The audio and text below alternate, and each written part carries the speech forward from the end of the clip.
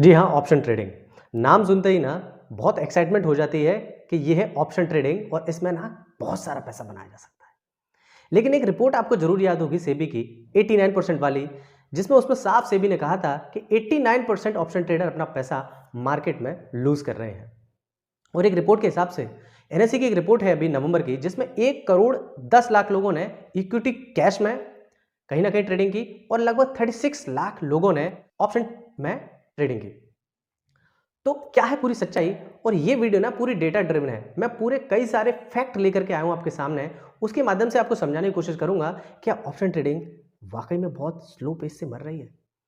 इस वीडियो के लास्ट तक बनी रहेगा और चैनल को सब्सक्राइब जरूर कर दीजिएगा ताकि ऐसी इन्फॉर्मेटिव वीडियो आपको आगे भी मिलती रहे। इस वीडियो को बनाने में काफ़ी मेहनत लगी है और काफ़ी डेटा कलेक्ट करना पड़ा है, तब जाकर के मैं आपके सामने ये वीडियो लेकर के आया हूँ। तो प्लीज़ चैनल को सब्सक्राइब कर दीजिएगा ताकि हमें भी मोटिवेशन मिले। Let's get started. एक रिसेंट रिपोर्ट में लगभग 0.2% ही ऐसे बड़े ऑप्शन ट्रेडर हैं जो सिर्फ अपनी ऑप्शन में पोजीशन बना रहे हैं। तो क्या इतने बड़े वॉल्यूम के साथ, जहां एनएससी ने खुद कहा है कि लगभग 36 लाख लोगों ने पार्टिसिपेट किया है ऑप्शन में, उसके बदले में उसके कंपैरिजन में सिर्फ 0.2% लोग ही जो एक अच्छे ऑप्शन ट्रेडर हैं वो सिर्फ ऑप्शन में पार्टिसिपेट कर रहे हैं? क्या यही है पूरी सच्चाई? क्या इस वॉल्यूम से आपको ये पता नहीं पड़ता कि कहीं ना कहीं ऑप्शन ट्रेडिंग कम हुई है? अगर ऐसा ही है तो जरा एक डेटा ड्रिवन आपके सामने फैक्ट लेकर के आया हूं, उसको समझने की कोशिश कीजिए। अब सवाल ये है यहाँ पर, क्या कोरोना का ट्रेंड अभी भी फॉलो हो रहा है? डीमैट अकाउंट ओपनिंग से के डेटा से हम समझने की कोशिश करते हैं, क्या डीमैट अकाउंट अभी भी उतने ही खोले जा रहे हैं जितने कि वो एक कोरोना के समय में एक हाइक आई थी? देखो 19-20 में लगभग 1 करोड़ 10 लाख के आसपास डीमैट अकाउंट थे। 20-21 में ये डीमैट अकाउंट जो अकाउंट है वो 1 करोड़ 88 लाख के आसपास हो गए।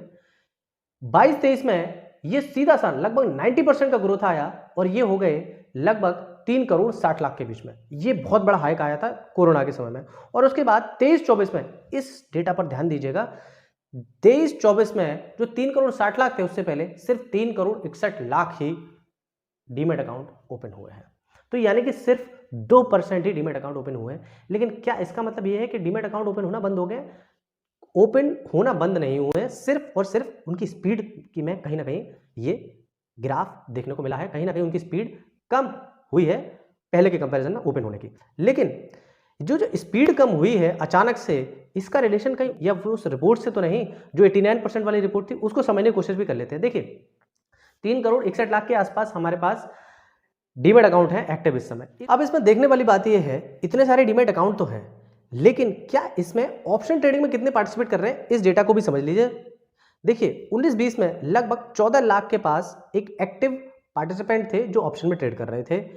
20-21 में वो हो गए 26 लाख, उसके बाद 21-22 में हो गए 51 लाख, उसके बाद 22-23 में ये पार्टिसिपेंट हो गए 67 लाख और उसके बाद 23-24 में 72 लाख के आसपास ये पार्टिसिपेंट हो गए, जो कि कैश के कंपैरिजन में कई गुना स्पीड से बढ़े हैं। तो ये डेटा को भी समझने की कोशिश कीजिए। लगभग 19-20 से लेके 23-24 तक 414% का ऑप्शन ट्रेडिंग में इंक्रीमेंट हुआ है। एक बात तो आप क्लैरिटी समझ रहे होंगे, क्लैरिटी से समझ सकते होंगे कि ऑप्शन ट्रेडिंग ना अभी भी बहुत ही ज्यादा स्पीड से मार्केट में हो रही है। लेकिन एक सर्वे भी यही कहता है कि जब 90% ट्रेडर लूज कर रहे हैं, इसके बावजूद भी ऑप्शन ट्रेडिंग बढ़ रही है, तो इसमें फायदा किसका है? इसमें फायदा किसका है, इस बात को भी समझ लीजिए। फायदा होगा सिर्फ आपके मीडिएटर को, एनएससी को, सेबी को और आपके ब्रोकर्स को।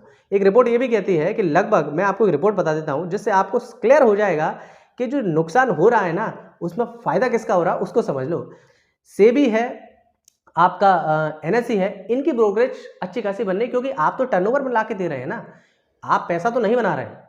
एक रिपोर्ट यही कह रही है कि कहीं ना कहीं अगर आप पैसा लूज कर रहे हैं तो पैसा बना कौन रहा है? देखिए, आप पैसा बनाएं या ना बनाएं, लेकिन इससे इतना तो तय है, एनएससी है, बीएसई है और जितने भी इंडेक्स हैं, जितने भी पार्टिसिपेंट के एनएससी और बीएसई के, वो कहीं ना कहीं अपना रेवेन्यू जनरेट कर रहे हैं। अब मैं इसके लिए उदाहरण के लिए मैं आपको समझाने की कोशिश करता हूं, लेकिन कहीं ना कहीं जितने भी रेगुलेटिंग बॉडी हैं वो यही चाहती हैं कि जो इन्वेस्टर हैं उनका पैसा किसी भी हालत में लूज नहीं होना चाहिए। लेकिन ये भी एक सच्चाई है कि आप भले ही लूज करें, लेकिन मार्केट में जितने भी इंटरमीडिएट हैं वो पैसा बना रहे हैं आपके ऑप्शन ट्रेडिंग की वजह से। उदाहरण के लिए सेबी ने 2019-20 में 813 करोड़ का फायदा किया और 2021-22 में 1236 का रेवेन्यू जनरेट किया। ये बहुत बड़ी रिपोर्ट है जो बहुत डेटा आपके सामने लेकर के आया हूँ। और एनएससी ने लगभग 2019-20 में 3,897 करोड़ का रेवेन्यू जनरेट किया और 2022-23 में लगभग 12,076 करोड़ का रेवेन्यू जनरेट किया। शुद्ध मुनाफा समझते हैं ना, सारे एक्सपेंसेस को हटा करके जो उनका मुनाफा है, जो प्रॉफिट है, वो लगभग है 7500 करोड़, 7500 करोड़ का उनका प्रॉफिट है।